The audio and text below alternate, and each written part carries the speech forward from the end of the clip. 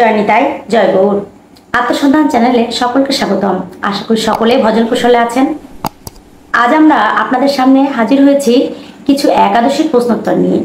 অনেকে প্রশ্ন করে থাকেন এবং সেই প্রশ্নগুলোর যথাযথ উত্তর নিয়ে আজ আমরা আপনাদের সাথে সময় অতিবাহিত করব। আশা করি সকলের সঙ্গে থাকবেন এবং ভিডিওটি স্কিপ না করে পুরোটাই দেখবেন, তাতে আপনাদের সকল প্রশ্নের উত্তর আপনারা পেয়ে যাবেন। প্রথমে আসি, অনেকে প্রশ্ন করে থাকেন যে একাদশী কবে, অর্থাৎ এই যোগিনী একাদশী পড়েছে আষাঢ় মাসের শুক্লপক্ষের বাংলাদেশ ভারতে 2 তারিখ মঙ্গলবার। কিন্তু কোথায় কোথাও এই একাদশী পালন করতে হবে 1 তারিখ সোমবারে। তো অনেকের মনে প্রশ্ন থাকে, যেহেতু একাদশী আগের দিন লাগছে অর্থাৎ সোমবার 1 তারিখে শুরু হচ্ছে, তাহলে কেন আমরা 2 তারিখে একাদশী পালন করব?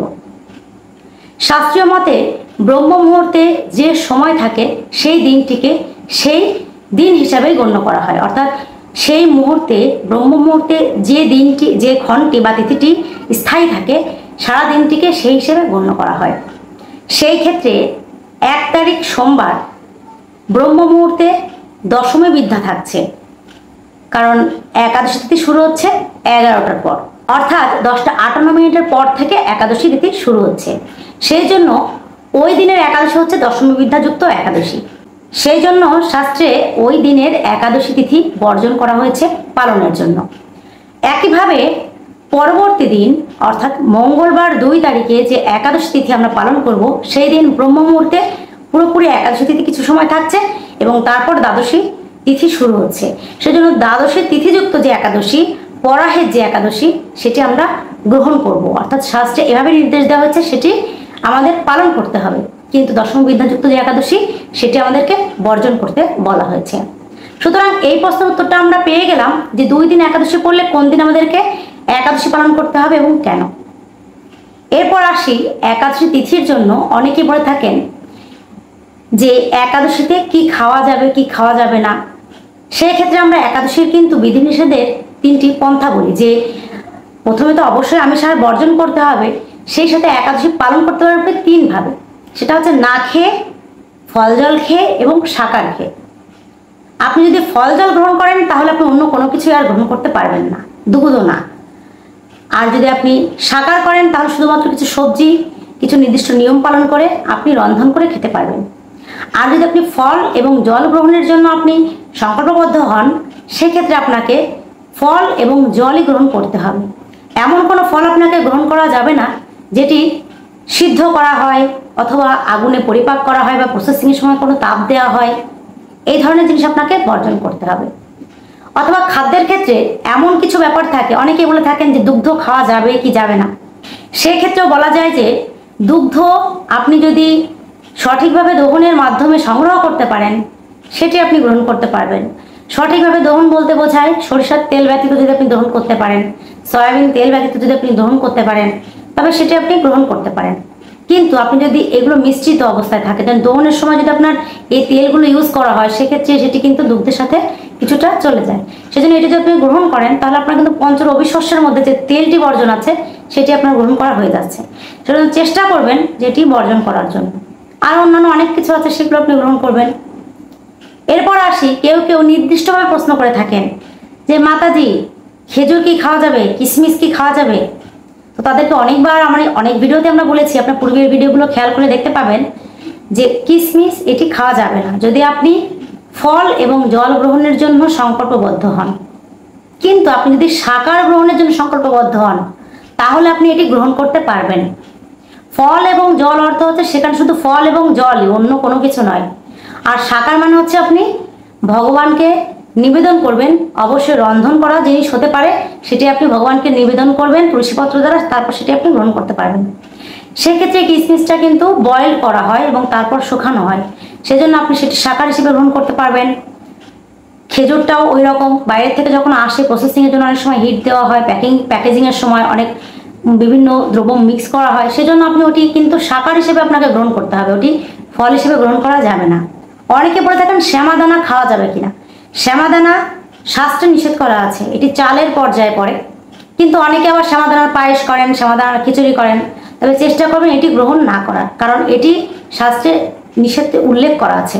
এরপর অনেকে প্রশ্ন করে থাকেন যে একাদশীতে যদি কোনো গৃহে অতিথি আসেন সেক্ষেত্রে সেই অতিথিকে অন্ন দান করা যাবে কিনা, কারণ অন্ন দান এবং অন্ন গ্রহণ সমপাপ আমরা এটা বলে থাকি। তো তাদের ক্ষেত্রে কিছু নির্দেশনা তো শাস্ত্রে অবশ্যই আছে। যারা গুরু দীক্ষিত আছেন তারা গুরুদেবের কাছে জিজ্ঞাসা করবেন যে এটি আপনার কি পন্থা তিনি অবলম্বন করতে বলেন। আর যদি আপনি গুরু দীক্ষিত না হন বা আপনি এখনো দীক্ষা গ্রহণ করেননি কিন্তু আপনি একাদশী পালন করছেন, সেক্ষেত্রে তাদের জন্য আমরা কিছু উপদেশ দিতে পারি। সেটি হচ্ছে, একাদশীর দিন যদি আপনার গৃহে কোনো অতিথি আসেন, প্রথমে যদি তিনি 8 বছরের নিচে এবং 80 বছরের ঊর্ধ্বে এর মাঝামাঝি সময়ে হন, অর্থাৎ 8 বছরের উপরে এবং 80 বছরের নিচে, তবে তাকে অবশ্যই আগে রিকোয়েস্ট করবেন যেন তিনি একাদশী ব্রতটি আপনার সাথে পালন করেন। যদি সেটি না সম্ভব হয়, দেখা গেল যে তিনি মধ্যাহ্নে এসেছেন অথবা অপরাহ্নে এসেছেন আপনার গৃহে, এর আগে তিনি অন্ন গ্রহণ করে ফেলেছেন, সেজন্য আপনাকে তো অতিথির অবশ্যই সেবা দান করতে হবে, তাই না? সেজন্য আপনাকে অবশ্যই দিন রন্ধন করতে হবে। বিশেষ করে মাতাজি যারা আছেন, মাতাজিদের তো রন্ধন করা একটি দায়িত্ব। আবার অনেকের গৃহে 8 বছরের নিচে শিশু রয়েছেন এবং 80 বছরের ঊর্ধ্বে অনেক বয়স্ক লোক থাকতে পারেন যারা একাদশী করতে অপারগ, তাদের জন্য কি মাতাজিদের রন্ধন করতে হয়। তো এই ক্ষেত্রে শাস্ত্রে কি উল্লেখ আছে? উল্লেখ আছে যে আপনি ওই দিন অবশ্যই রন্ধন করতে পারবেন, কিন্তু আপনাকে আমিষ আহার বর্জন করে রন্ধন করতে হবে। অর্থাৎ আমিষ আপনি রন্ধন করবেন না, আপনি নিরামিষ রন্ধন করবেন এবং অবশ্যই ধুয়ে মুছে পরিষ্কার করে আপনি রন্ধন করবেন, করে সেটি আপনি ভগবানকে ভোগ নিবেদন করবেন। কিভাবে করবেন? যেহেতু আপনি কখনোই করেন না, অনেকেই আছে যে ভগবানকে তো আমরা সচরাচর রন্ধন করা জিনিস ভোগ দিতে পারি না বা দিই না। তো আপনি একাদশীর দিন যদি হয়, সেটি আপনি আলাদা একটি পাত্রে ভগবানের জন্য তুলবেন, সে তুলে তার উপর তুলসীপত্র বা তুলসী মঞ্জরি দেবেন, দিয়ে একটু গঙ্গা জল দিবেন এবং দিয়ে ভগবানের উদ্দেশ্যে সেটি নিবেদন করবেন। আপনি যদি নিবেদনের মন্ত্র না জানেন, সেক্ষেত্রে আপনি হরে কৃষ্ণ মহামন্ত্র 3 বার বলে আপনি তাকে নিবেদন করবেন। তারপর সেটি আপনি প্রসাদ রূপে সেই অতিথিকে প্রদান করবেন। সেই প্রসাদটি আপনি আপনার মানে রন্ধনশালার যে পাত্রে টোটাল মানে পরিপক্ক রন্ধনটি রয়েছে বা অন্নগুলো রয়েছে তার সাথে আপনি মিশ্রিত করবেন, তাহলে সে পুরো অন্নটি প্রসাদ হয়ে যাবে। তারপর আপনি সেটি অতিথিকে প্রদান করতে পারেন। এটি একটি পদ্ধতি বলা আছে। অনেকেই বলে থাকেন যে একাদশীর দিন ভগবানকে চিরাভোগ কেন দেব বা দেয়া যায় কিনা। তো তাদের জন্য বলছি, আপনি যদি চিত্রপট সেবা করে থাকেন সেক্ষেত্রে আপনার কোনো বিধিনিষেধ নেই এবং চিত্রপটে ঠাকুর সেবায় কোনো দোষও নেই। কিন্তু আপনি যদি বিগ্রহ সেবা করে থাকেন, বিগ্রহ সেবার একটি নিয়ম রয়েছে, হচ্ছে নিয়ম করে অবশ্যই একবার তাকে অন্ন সেবা দিতে হয় বা অন্ন জাতীয় কিছু দিতে হয়। সেটা হতে পারে চিরা, হতে পারে লুচি বা রুটি অথবা অন্ন, যে কোনো কিছু। তবে তাকে নিয়ম করে অবশ্যই একবার অন্ন সেবা দিতে হয়। তো চিরা দেওয়াটা সবচেয়ে সহজ, কারণ সেটি রন্ধন করার ঝামেলা নেই। সেক্ষেত্রে যারা বিগ্রহ সেবা করেন, একাদশীর দিন অবশ্যই ভগবানকে একবার চিরাভোগ দিতে হবে। কেননা আমরা উপবাস করি বা একাদশী করি ভগবানকে সন্তুষ্টি বা ভগবানের সন্তুষ্টি বিধানের জন্য, ভগবানের কৃপা পাওয়ার জন্য। কিন্তু ভগবান তো আর আমাদেরকে সন্তুষ্ট করার জন্য উপবাস থাকবেন না, অথবা তিনি তার আহারের যে নিয়ম সেটি ভঙ্গ করবেন না, অথবা তিনি তো অন্য কারোর কৃপা পাবেন না যে সেজন্য তিনি ওই একাদশীর দিন অন্ন গ্রহণ করবেন না। সেজন্য ভগবানকে আপনি নিবেদন করতে পারবেন, ভগবানকে অন্ন ভোগ দিতে পারবেন, কিন্তু আপনি সেটি গ্রহণ করতে পারবেন না।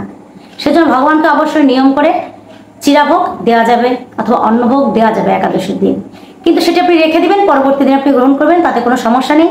কারণ শ্রীধাম ক্ষেত্র পুরীতেও জগন্নাথ দেবকে কিন্তু অন্নভোগ অবশ্যই দেওয়া হয় একাদশীর দিনেও, এবং সেটি রেখে দেওয়া হয় এবং পরবর্তী দিন যে সকল ভক্তরা একাদশী করেন, উপবাস করেন, তারা পরবর্তী দিন সেটি গ্রহণ করেন। এরপর অনেকের প্রশ্ন থাকে যে একাদশীতে তুলসী দেবীকে জল প্রদান করা যাবে কিনা, অথবা একাদশী দেবীকে স্পর্শ করা যাবে কিনা। তো সেক্ষেত্রে একাদশীতে তো অবশ্যই সেই সহ রবিবার, সেই সহ 365 দিন, অর্থাৎ বছরের 365 দিনে কোনো বার, তিথি, কোনো নক্ষত্র, কোনো কিছুতে তুলসী দেবীর সেবা বন্ধ রাখা হয় না। তুলসী দেবীকে জল নিয়মিতভাবে দিতে হবে, 365 দিন দিতে হবে। এবং স্পর্শের যে ব্যাপারটি বলেছেন সেটি হচ্ছে তুলসী দেবীকে স্পর্শ করে প্রণাম করা যাবে, তুলসী দেবীকে স্পর্শ করে আশীর্বাদ নেওয়া যাবে, কিন্তু তুলসী দেবী চয়ন করা যাবে না, অর্থাৎ তুলসী পত্র চয়ন করা যাবে না। একাদশীর দিন তুলসী দেবীকে বেশি বেশি সেবা দান করলে ভগবান আরো বেশি তুষ্ট হন, কারণ তুলসী দেবী হচ্ছে ভগবানের প্রেয়সী। তার সেবা করলে ভগবান আরো বেশি তুষ্ট হন। আর একাদশী ভগবানের প্রিয় তিথি, সেই তিথিতে আমরা কেন একাদশী করি? ভগবানের সন্নিকটে বাস করার জন্য। উপবাস অর্থ হচ্ছে ভগবানের নিকটে, সন্নিকটে বসবাস করা। তাহলে যে কাজ করলে ভগবানের সাথে থাকা যায়, ভগবানের কাছে থাকা যায়, সেই কাজগুলো করলে তো ভগবান বেশি খুশি হবেন, তাই না? তাহলে একাদশীর দিন যদি আপনি তুলসী দেবীকে জল সিঞ্চন করেন, তুলসী দেবীকে প্রদক্ষিণ করেন, তুলসী দেবীর অর্চন করেন, তার সেবা দান করেন, তাহলে ভগবান আরো বেশি প্রসন্ন হন। সেজন্য তুলসী দেবীকে অবশ্যই জল সিঞ্চন করবেন একাদশীর দিন সহ সকল দিনে, এবং তুলসী দেবীকে প্রদক্ষিণ করবেন। তবে খেয়াল রাখবেন প্রদক্ষিণের সময় যেন তুলসী দেবীর ছায়া না মারায়। আর চয়নের ক্ষেত্রে যেটি বলা হয় সেটি হচ্ছে তুলসী দেবীকে অবশ্যই একাদশীর দিন চয়ন করা যাবে না, দ্বাদশীর দিন চয়ন করা যাবে না। অমাবস্যা পূর্ণিমা অনেকে মেনে থাকেন, তবে বৈষ্ণবগণ এগুলো মানেন না। তবে অমাবস্যা পূর্ণিমা, এই সাথে সংক্রান্তি, তারপর একাদশী তিথি, দ্বাদশী তিথি, এই তিথিগুলোতে তুলসীপত্র চয়ন করা হয় না। তবে একাদশীর দিন তুলসী বৃক্ষ রোপণ করা যায়, এটা কিন্তু অনেক ফলপ্রদ বা অনেক বেশি পুণ্য অর্জন হয়। সেজন্য একাদশী দিন আপনি তুলসী দেবীকে রোপণ করতে পারবেন, কিন্তু তুলসী দেবীকে আপনি তুলতে পারবেন না, বা তার কোনো ডাল ভাঙতে পারবেন না, বা তাকে কোনো আঘাত দিতে পারবেন না। অনেকে প্রশ্ন করে থাকেন যে একাদশী করতে গেলে কি দীক্ষা নেওয়া লাগবে? দীক্ষা না নিলে কি একাদশী পালন করা যাবে? এটি একটি ভাইরাল প্রশ্ন।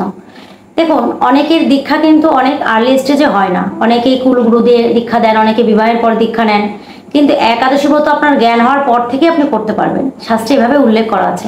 এর জন্য দীক্ষার প্রয়োজন নেই। আপনি 8 বছরের পর থেকে যে কোনো সময়ে যে কোনোভাবে একাদশী ব্রত ধরতে পারেন। তবে একাদশী ব্রত কখনো ছাড়তে নেই।